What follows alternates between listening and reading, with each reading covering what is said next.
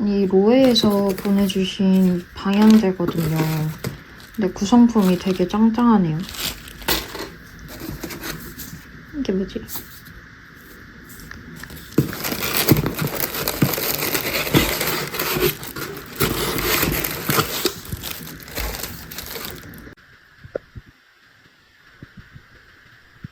감사합니다. 벌써 향이 올라오고 있어요. 되게 좋은 향 나요. 비누향. 방금 씻고 나온 것 같은 그 상쾌한 비누향이 나고 있어요. 너무 귀여워. 조약돌 같아요. 가볍네 엄청.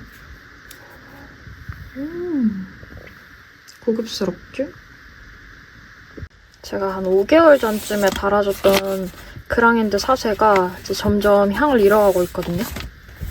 그래서 이 뒷좌석에 이거 꽂아줄 거예요. 로에.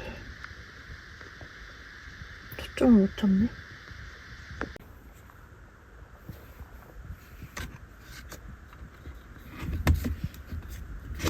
여기 꽂는 게 낫겠다. 슈.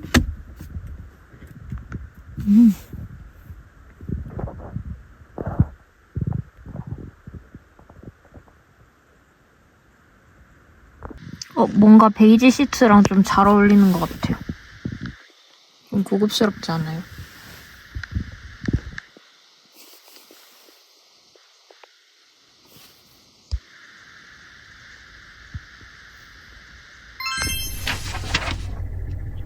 제가 오늘은 아반떼 6,000km 주행 후기를 가져왔습니다.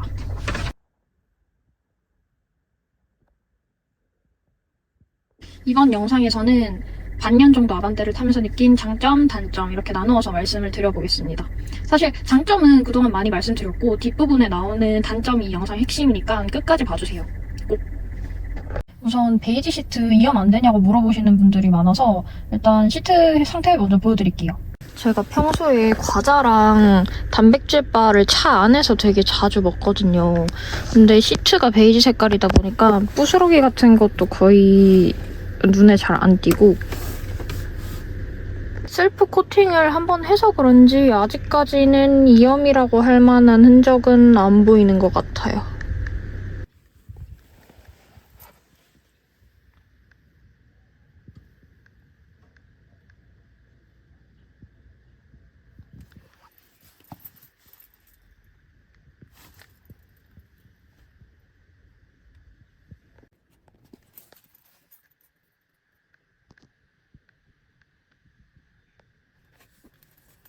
이쪽 부분이 제가 운전할 때 제일 많이 잡는 부분이라서 제일 꼬질꼬질해진 것 같아요. 본격적으로 아반떼 장점 첫 번째 말씀드리자면 일단 연비가 너무 좋습니다. 지금 보시면 이게 누적 정보거든요. 연비가 14.3인데 주유 후 정보 보시면 15.4 나오고요. 제가 지난주에도 1시간 반 정도 고속도로를 타고 나갔다 왔는데 집에 돌아올 때쯤 보니까 연비가 25까지는 나오더라고요.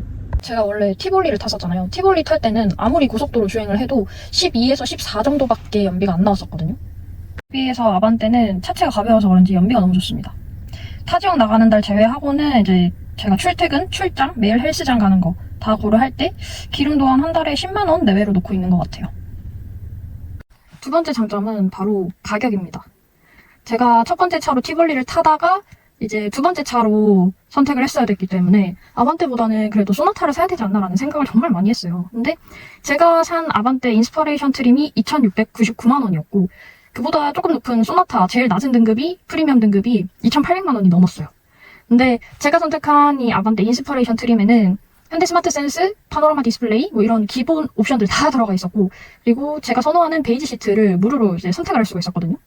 근데 반면에 소나타 프리미엄 트림은 일단 현대 스마트 센스 뭐 그런 기본 옵션들을 다 추가를 했어야만 하는 상황이었고 베이지 시트도 선택할 수 있는 그 선택권이 없었어요. 그래서 뭐 이런저런 단점들 때문에 저는 소나타보다는 아반떼로 넘어오게 됐고요. 그리고 제가 고속도로에서 차가 한번 박살이 났었잖아요. 그러다 보니까 이제 안전 옵션을 무조건 추가를 하고 싶은 거예요. 안전 옵션이 현대는 현대 스마트 센스라고 해서 전방 충돌 방지 보조, 후방 충돌 방지 보조, 뭐 측면까지도 사고가 날 수 있는 모든 상황에서 차가 스스로 제어를 해주는 시스템이거든요. 그래서 제가 그거를 옵션을 추가를 하려면 160만 원을 더 냈어야 됐는데 인스퍼레이션 트림에는 이게 기본으로 다 갖춰져 있더라고요. 그래서 저는 인스퍼레이션이 나에게는 제일 합리적이겠다라는 생각을 해서 인스퍼레이션 트림을 선택하게 됐고요. 그리고 아반떼가 원래 중고로 팔 때도 감가가 제일 안 된대요. 뭐 사실 차는 자산이 아니잖아요. 가지고 있으면 감가만 계속되고 이게 재산이 증식되는 게 아니기 때문에 저는 이거는 자산이라고 생각하지 않거든요. 그래서 이왕이면 가성비 좋은 차로 타자 해서 아반떼를 선택하게 되었고 후회도 없습니다. 그리고 세 번째 장점, 바로 보스 스피커예요. 인스퍼레이션 트림에는 기본으로 장착이 되어 있는 보스 스피커. 이게 음향이 진짜 좋거든요.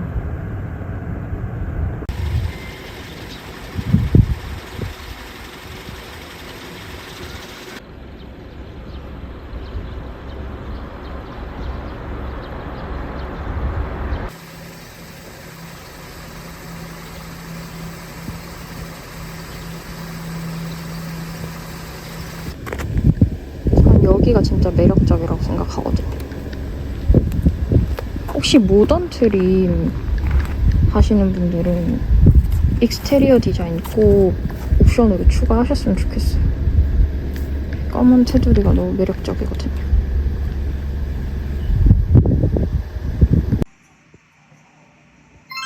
이제부터는 아반떼 타면서 느꼈던 단점들 한번 말씀드려볼게요. 솔직히 신차 출고된 지 얼마 안 됐을 때는 다 좋아 보이잖아요. 예쁘고 가성비 좋고 연비도 좋고.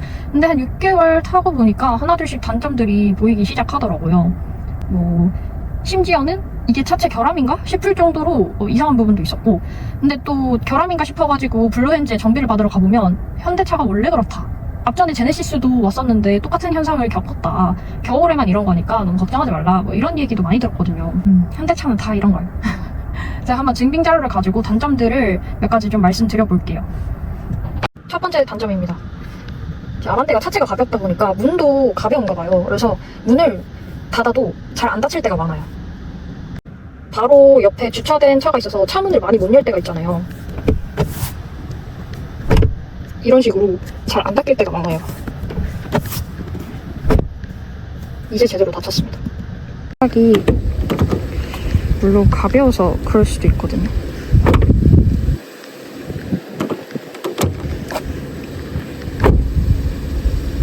한 2번은 닫아야 제대로 닫히더라고요.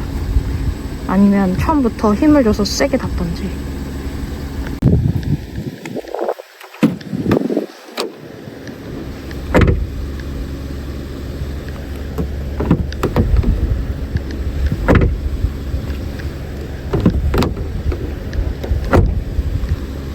제 차를 타는 동승자분들이 정말 불편해하는 부분 중에 하나입니다. 원래 남의 차는 문을 세게 닫기도 좀 그렇잖아요. 새 차인데 심지어. 근데 쾅 하고 세게 닫지 않으면 문이 제대로 안 닫히니까 여러 번 시도하는 경우가 되게 많았어요. 첫 번째 불편한 점입니다. 자, 두 번째 단점입니다. CN7에는 핸드폰 무선 충전 거치대가 하나 있어요. 근데 제가 아이폰을 써서 그런지 모르겠는데 원래는 여기 핸드폰을 탁 올려놓으면 충전이 확 돼야 맞는 거잖아요. 근데 제 폰은 위치 조정을 정말 잘 해야지만 충전이 되고, 충전이 시작되었더라도 얼마 못 가서 꺼집니다. 처음에 신차 출고됐을 때 카마스터님께 이거 왜 이러냐고 여쭤봤었거든요. 근데 원래 아이폰은 그렇다고 말씀을 하시더라고요. 근데 사실 지금 아이폰 쓰는 분들이 굉장히 많잖아요. 근데 아이폰 쓰는 분들은 다 이런 불편한 점을 겪고 있다면 저는 정말 말이 안 된다고 생각을 하거든요. 어쩔 수 없이 무선 충전되는 거치대를 사기는 했는데 CN8이 나올 때는 이 부분을 좀 개선을 해주셨으면 합니다. 자, 다음 세 번째 단점입니다. 주차 녹화를 시작합니다.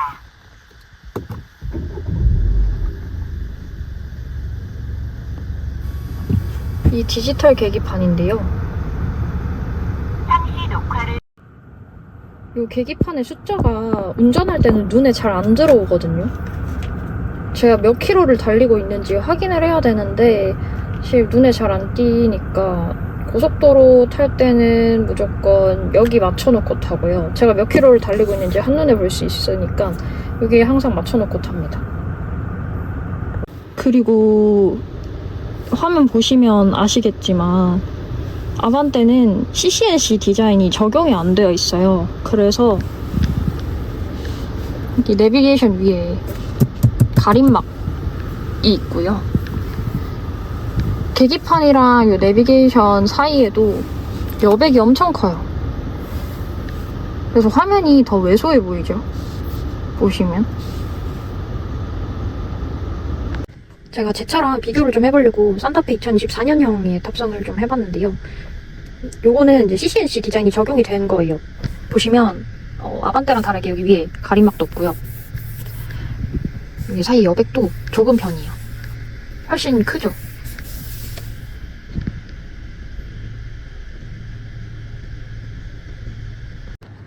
물리적으로 산타페가 차체가 훨씬 더 큰 건 사실이지만 CC&C 디자인 적용된 덕분에 훨씬 더 내부 공간이 넓어 보이는 효과가 있는 것 같아요. 시야가 일단 탁 트여서 전 훨씬 더 좋아 보이네요, 이게. 네 번째 단점입니다. 이게 가장 치명적인 단점이라고 저는 생각을 하는데 어떤 거냐면 특히 겨울철에 심해요. 기온이 낮아지는 겨울철에 심하고 작년 한 12월쯤부터 이런 현상이 시작됐던 것 같아요. 보통 후면 주차를 할 때 브레이크를 밟은 상태에서 핸들을 돌리고 후진을 하잖아요. 근데 그럴 때마다 끼익 하는 소음이 나요.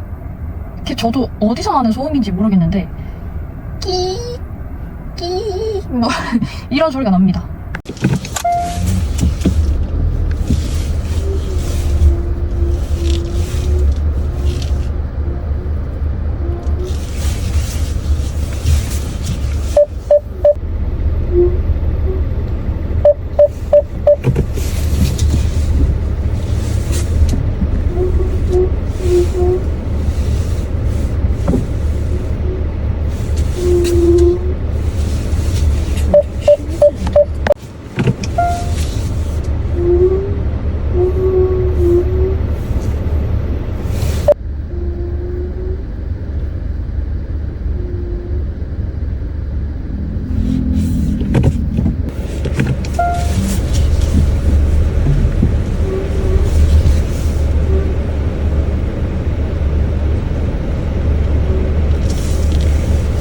제가 불안하고 찝찝하니까 블루엔즈에 2번이나 가서 점검을 받았었어요. 근데 갈 때마다 차에 별 문제 없는데요? 브레이크 괜찮은데요? 라고 말씀을 하시더라고요.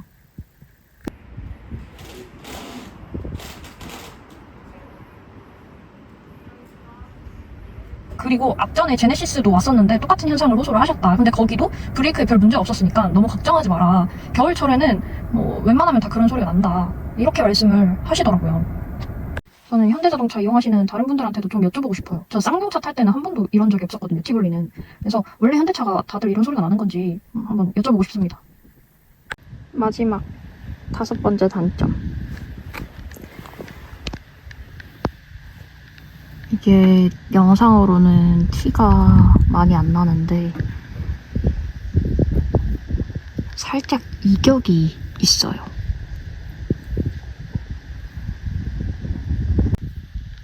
위에서 봐도 살짝 떠 있거든요. 여기 공간이 있어요, 보시면. 조립이 잘못된 건지 아니면 원래 이런 건지 잘 모르겠습니다, 저도. 자, 반대편도 마찬가지예요. 떠 있죠, 살짝. 제 댓글에 어떤 분이 그런 얘기를 하신 적이 있어요. 본인은 트렁크에 이격이 있다고. 저는 앞에 보닛에 이격이 있거든요. 그리고 제 차 여러 번 얘기했지만 트렁크가 굉장히 허접합니다. 매트 드러내면 진짜 요 판때기 하나 덮어놓은 거거든요. 자동 개폐 장치가 없어서 버튼을 눌러야 열리기도 하고요.